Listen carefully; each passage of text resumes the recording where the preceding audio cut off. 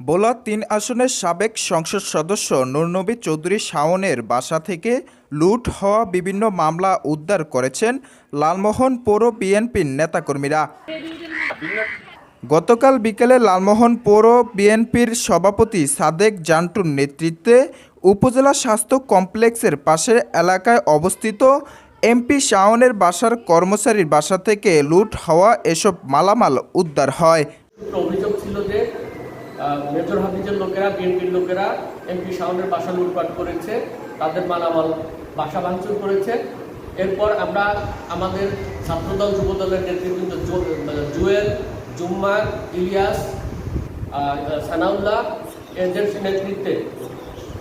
নেতৃত্বে আমরা একটা টিম করে দিই। তারা খোঁজখবর নিয়ে জেনেছে যে এমপি সাহেবের বাসার যারা স্টাফ ছিল, তার বাসার কেয়ারটেকার, তার বাসার রান্না করার লোক, তার বাসার পাহারাদার, তারা এই